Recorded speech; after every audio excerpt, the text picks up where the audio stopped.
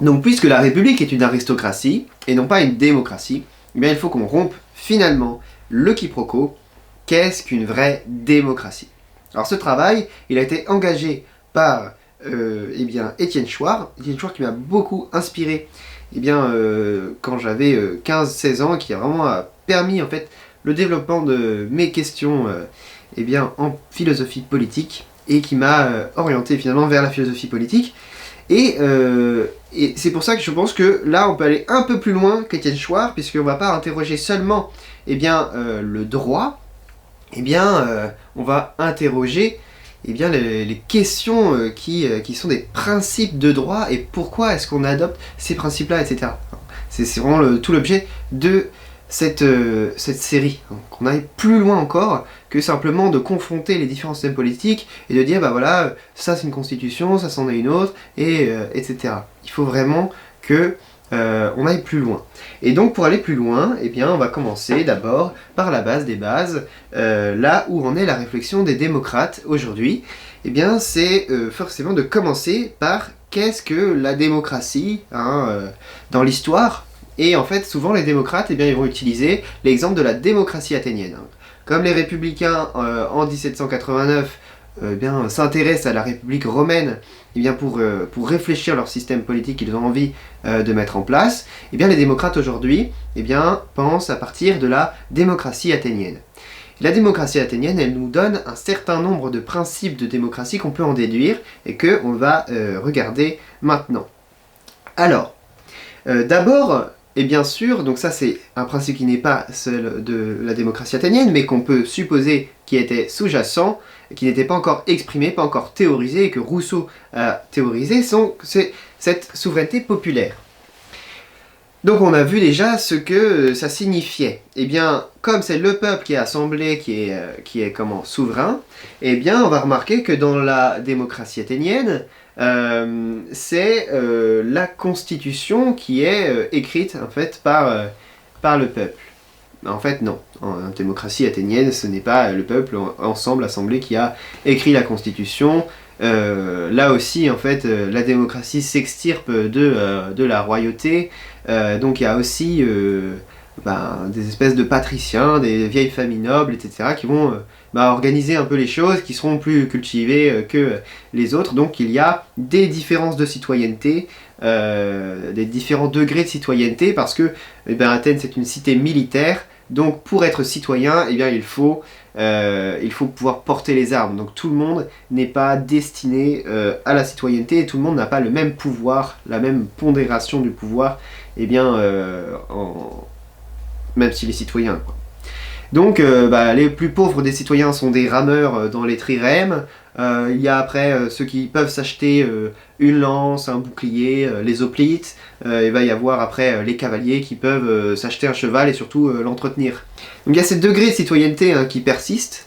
Donc évidemment un démocrate n'a pas envie de reprendre tel quel la société grecque de l'Antiquité. Le fait que les femmes votent pas, que les étrangers votent pas, que les esclaves, bien sûr qu'il y ait des esclaves et qu'ils ne soient pas pris en compte dans les décisions politiques, ça un démocrate évidemment ne s'en inspire pas. C'est pas la société grecque de l'Antiquité athénienne qui l'intéresse, c'est la forme des institutions. C'est vraiment autre chose. Et donc dans la forme de ces institutions, on remarque plusieurs principes. C'est celui du tirage au sort, par exemple, que déjà il y a une séparation des pouvoirs. C'est Montesquieu un peu qui va théoriser ça, la séparation des pouvoirs, le pouvoir législatif, le pouvoir judiciaire, le pouvoir exécutif. Donc le pouvoir législatif, c'est celui de faire les lois, le pouvoir exécutif, c'est de les mettre en application, le pouvoir judiciaire, c'est de pouvoir juger des dérives de ceux qui ne suivent pas la loi, de pouvoir sanctionner donc ceux qui contreviennent. Et donc on va remarquer que dans la démocratie athénienne, il y a des institutions qui sont législatives, qui vont faire les lois, et que là, les gens sont tirés au sort parmi l'ensemble des citoyens qui se réunissent sur l'ecclésia, l'assemblée. Et dans cette ecclésia, dans cette assemblée, on va tirer au sort des gens qui vont s'occuper de faire les lois. Des gens qui vont s'occuper ensuite de rendre la justice, et d'autres qui seront élus plutôt pour la partie exécutive. Donc là, c'est un processus aristocratique. Donc même dans une démocratie, il peut y avoir du processus aristocratique. Ça n'en fait pas une aristocratie. Voilà. Mais on remarque que cette démocratie n'est pas parfaite parce qu'elle ne prend pas tout le monde en compte, etc. Mais on remarque aussi que la citoyenneté, ce n'est pas juste un droit, ça doit s'accompagner de devoirs. Donc tout comme en République romaine, il faut que les citoyens soient militaires, qu'ils soient capables de défendre la cité, aussi bien physiquement lors des guerres, mais aussi donc intellectuellement dans les différentes institutions pour pouvoir défendre leur point de vue, etc. etc. Et donc le travail de la philosophie et de la rhétorique il va être très important pour armer les gens, comme j'essaie de le faire en ce moment, pour armer les gens, pour être capable de prendre de bonnes décisions, de choisir des choses qui vont dans l'intérêt du bien commun. Et surtout de se méfier de la démagogie. On avait vu que avec Aristote, il y a sa théorie de la corruption des régimes, que donc l'aristocratie peut devenir une oligarchie, c'est le cas avec la République, que la démocratie peut virer en démagogie. Donc ce qui va vraiment être important en démocratie, c'est de faire attention à la démagogie, donc de mettre en place tout un tas de choses, tout un tas de formules pour empêcher les démagogues de s'emparer du pouvoir, de manipuler l'opinion. Donc par exemple, on va ostraciser les personnes qui seraient des démagogues, qui seraient jugées en tant que telles, en tout cas par l'ensemble, la majorité en tout cas des citoyens. C'est ce qui va évidemment se passer au moment du procès de Socrate. Socrate qui va être mis à mort par la démocratie athénienne, ce que va donc du coup déplorer Platon, son étudiant, et évidemment Aristote qui est l'élève de Platon, qui ne va pas reprendre l'ensemble de sa doctrine évidemment. Donc voilà, l'ostracisme, mais c'est aussi, pour Socrate, on lui fait boire la ciguë, il est exécuté, il y a la peine de mort pour les ennemis de la cité d'Athènes. Et donc il y a ces choses-là, évidemment, il y a des mesures judiciaires, c'est normal donc dans n'importe quel régime, la démocratie c'est pas un truc de bisounours, c'est vraiment un système dans lequel le peuple est souverain et il prend des mesures pour le rester. Donc forcément, pour rester souverain, pour rester le titulaire du pouvoir, lorsqu'il élit des représentants qui vont être les stratèges, donc ce sont des généraux, on reste vraiment sur un pouvoir militaire, où tous les citoyens sont soldats, les stratèges ils vont leur donner en fait certaines mesures exécutives, mais surtout de pouvoir commander l'armée et les mener à la victoire. Et donc les stratèges, on va leur demander, donc on leur donne un mandat impératif, on les élit parce qu'on pense qu'ils ont une compétence militaire, et là on ne tire pas, on tire pas les généraux au sort, on veut que ce soit les meilleurs qui nous mènent au combat et pas celui qui ne connaît rien de l'art de la guerre. Voilà, et donc on le charge d'une mission, et puis on va juger de sa mission, c'est la reddition des comptes. Et puis effectivement, s'il n'a pas pris la mesure de sa tâche, qu'il ne l'a pas bien exercée, il va pouvoir rendre des comptes, on va le mettre devant le fait accompli, et le remercier s'il a bien agi, et peut-être le condamner, parfois même jusqu'à la mort, s'il n'a pas bien agi. Donc forcément, les personnes qui se présentent à l'élection sont des personnes qui ont un vrai projet politique, qui prennent à cœur les choses et qui sont certains de bien pouvoir agir. Ils n'ont pas envie, évidemment, de boire la ciguë comme Socrate. Ça, c'est une chose. Le mandat impératif, la reddition des comptes, le tirage au sort. Pourquoi le tirage au sort? Parce que ça semble une mesure un peu folle que propose Étienne Chouard, de revenir au tirage au sort. Le tirage au sort, c'est ce qui permet justement d'éviter que des intérêts particuliers interviennent dans l'élaboration des lois. Puisqu'on se méfie, je l'ai dit, de la démagogie. Il ne faut pas que l'on puisse corrompre la démocratie et arriver justement à la démagogie, que certains finalement influencent les lois. Et donc le fait d'élire des gens qui nous font de belles promesses, qui nous disent je vais faire ça, et qui ne font rien, c'est sûr que c'est difficile. Donc c'est difficile pour eux d'arriver à mettre vraiment en place ce pourquoi ils ont été élus, s'il n'y a pas ces contre-pouvoirs, s'il n'y a pas le mandat impératif, s'il n'y a pas la reddition des comptes. Mais le tirage au sort, dans la cité athénienne, eh bien, elle continue en fait dans ce processus-là à choisir n'importe qui, non pas pour faire n'importe quoi, hein, mais simplement pour éviter, sur les questions qui peuvent l'être, hein, que des intérêts privés rentrent en compte. Si personne n'est élu pour ça, n'est choisi pour ça, et que les gens, sont tirés au sort parmi une liste de volontaires par exemple, hein, on est sûr que c'est pas pour y faire leur volonté, mais que voilà, ils n'ont pas de compte à rendre quelque part à des intérêts privés, parce que quelqu'un a financé leur candidature, hein, pour faire une belle campagne, etc. Non, il n'y a pas eu de candidature, il n'y a pas eu de campagne électorale, donc il n'y a pas d'intérêt particulier de riches qui vont financer ces campagnes, comme s'il se passe en République en fait, pour justement s'accaparer le pouvoir. Voilà, donc ça c'est l'intérêt en fait du tirage au sort, c'est l'intérêt qu'avaient vu les Grecs, et voilà. Et en fait, finalement, la démocratie grecque athénienne, eh bien, elle va disparaître, parce que donc on donnait justement une indemnité en fait journalière à ceux qui acceptent en fait d'être candidats en fait pour écrire les lois avec les autres, etc., pour exercer la justice, voilà. On leur donnait une indemnité journalière par jour de présence à l'Ecclésia, dans la Boulée, dans l'Héliée, etc. Donc ce sont les diverses institutions. Et pour que justement même les pauvres puissent participer en fait, ce soit pas un truc de riche, parce que les riches ils ont de l'argent, donc ils ont le temps aussi, ils peuvent avec leur argent se dégager du temps en fait pour faire de la politique. Mais celui qui est occupé à son champ, le laboureur, l'artisan, etc., qui ne peut pas en fait dégager un salaire suffisant pour pouvoir prendre des jours de vacances et s'occuper de la politique, en fait à quel moment est-ce qu'il donne son avis pour pouvoir faire des lois qui s'appliqueront justement sur les ouvriers, les artisans, les paysans, etc. Donc, eh bien, on va donner une indemnité journalière en fait aux plus pauvres pour qu'ils puissent en fait participer aux institutions. Et en fait, il va y avoir à la fin de la démocratie, on va augmenter à fond le mistos, donc qui est cette indemnité.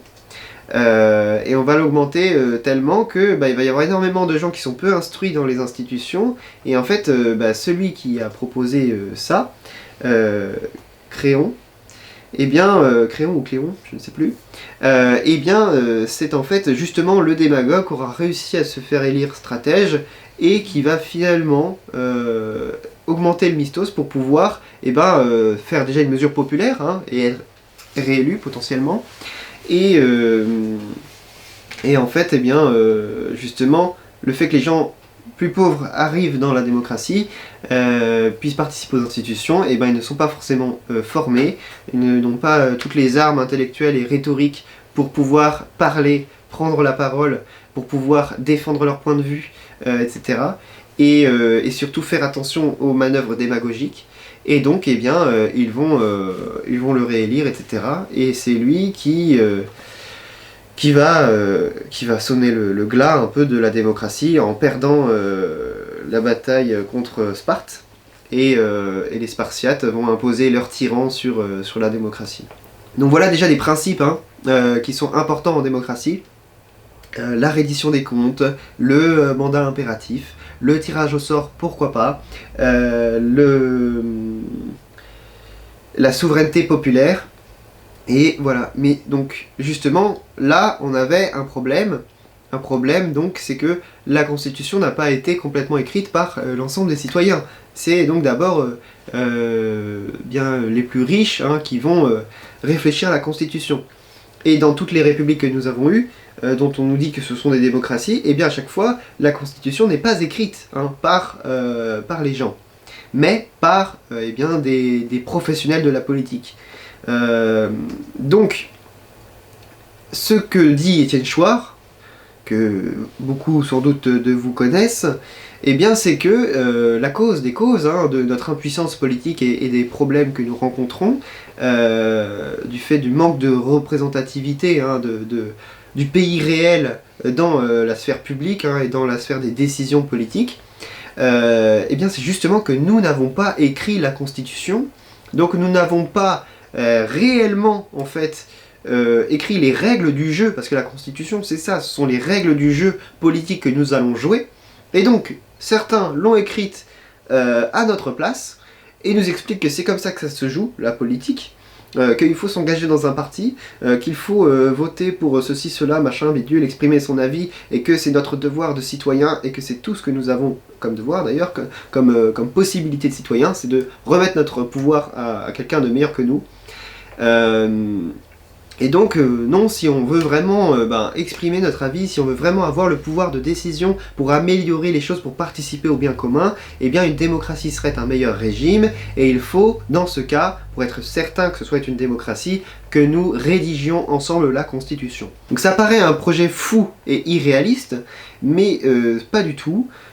En Islande, en 2008, eh bien, lorsqu'il y a eu la crise économique, les Islandais l'ont fait, ils ont renversé leur gouvernement, et ils ont dit, bien non, c'est nous qui allons écrire la Constitution, et parce que nous ne voulons pas payer des dettes qui sont absurdes, que nous n'avons pas contractées, nous, en tant que peuple, que nos banques nationales ont contracté à notre place, et que ce serait à nous, le petit peuple, de rembourser ce que des traders mal intentionnés ont fait pour s'en mettre plein les poches. Donc, nous ne voulons pas, justement, de cette dérive démagogique, de cette dérive des intérêts privés, en fait, qui viennent coopter le bien commun. Hein. Donc, il faut que nous écrivions notre Constitution pour être sûr que la volonté générale soit appliquée, que nous nous mettions d'accord sur le contrat social que nous devons signer. Voilà. Que ce ne soit pas d'autres qui l'écrivent à notre place. Et donc là, voilà, souveraineté populaire. Et donc, assemblée constituante. Si on admet la souveraineté populaire, il faut nécessairement une assemblée constituante populaire. Il faut que tout le monde participe à la rédaction de la Constitution. Alors que si on admet la souveraineté nationale, on est peinard, c'est à d'autres de s'en occuper pour nous, et peu importe ce que ça donnera. Parce qu'ils sont bien meilleurs que nous, nous n'avons pas la capacité de le faire. Et ils l'ont fait, donc ces Islandais, ils ont réussi à écrire leur constitution et l'ont soumis au vote. Ils l'ont soumis à l'Assemblée nationale, qu'ils avaient déjà élu, leurs députés, afin en fait de la mettre en application. Et ça a traîné, il y a eu d'autres élections et en fait jamais il n'a été mis en application. Donc, chose amusante, on ne peut pas faire confiance à nos députés, aux représentants de la nation pour représenter le peuple, pour mettre en place ce que le peuple a décidé.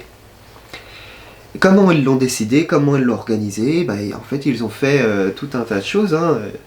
Ils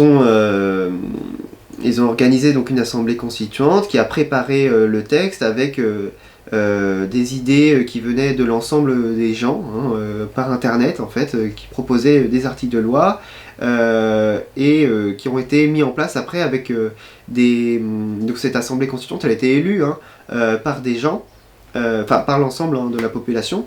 Ils ont élu l'assemblée constituante avec seulement des gens qui vont mettre en forme toutes les propositions qui viennent. Donc il y avait beaucoup de juristes, etc., mais de gens d'un peu partout, pour justement pouvoir mettre en place le texte. Et puis une fois que le texte était suffisamment bien rodé, de le discuter point par point avec une nouvelle assemblée constituante qui serait tirée au sort. Et une fois que l'Assemblée constituante a pu mettre en place le texte, et que ce texte de constitution a été salué partout dans le monde par la communauté des juristes, qui ont dit c'est une très bonne constitution, juridiquement c'est impeccable, ils l'ont proposé. Et donc ça n'a pas marché. Donc c'est quelque chose d'intéressant comme expérience politique. Et ça montre bien que peut-être il faut utiliser la méthode révolutionnaire, il faut utiliser la force à un moment donné pour que le peuple utilise le pouvoir et le prenne, etc. Et voilà, et ça montre que la démocratie c'est aussi, comme la République, une théorie révolutionnaire. Pour arriver enfin au pouvoir et à mettre en place ça, ce régime, il faut une force révolutionnaire qui ne soit pas juste à voter bêtement, mais que pour reprendre le pouvoir au peuple, il faut se battre. Donc voilà, parce que mine de rien, eh bien, il y a, comme on l'a dit, hein, il y a toute une république qui est déjà là, avec un pouvoir médiatique qui va justement faire en sorte que, avec des partis qui vont dire mais oui, mais nous voulons mettre le RIC en place, etc., et qui cooptent en fait cette colère, qui cooptent ces revendications du peuple, mais qui ont très peu de chances évidemment d'être élus. Et voilà. Et puis on a évidemment en France, nous on a eu le grand débat d'Emmanuel Macron qui sert absolument à rien, hein, où effectivement bah, on demande aux gens leur avis. Ah oui c'est bien, bah, c'est bien. Ah bah tiens ça brûle par là. Ok. Bon. Et donc on sent que ces principes de démocratie, bah, les gens les veulent et que la République, eh bien, elle n'est pas capable d'y répondre. Et que le quiproquo eh bien, se creuse. Et donc aujourd'hui je pense que là, avec tout ce qu'on a pu dire, eh bien on peut vraiment dissocier république de démocratie. C'est pas les mêmes régimes. On peut être républicain, on peut accepter l'aristocratie, penser que c'est un bon régime. Dans ce cas-là, il faut arrêter d'être hypocrite et dire que c'est une démocratie. La démocratie, ce n'est pas ça. C'est une aristocratie, il faut être clair. Et puis, on peut être démocrate et bien dire la République n'est pas la démocratie et il faut être clair. Elle ne saurait l'être, c'est ce que dit Sieyès. La France doit se munir de ce gouvernement représentatif parce que la France ne saurait être une démocratie. Je paraphrase complètement, c'est pas exactement ce qu'il a dit, mais voilà, la France ne saurait être une démocratie. Voilà à peu près les principes de la démocratie. On va voir dans le prochain épisode comment on peut imaginer cette démocratie en application. À quoi ça pourrait ressembler vraiment pour que ça puisse être plus concret. Et je vous dis au prochain épisode.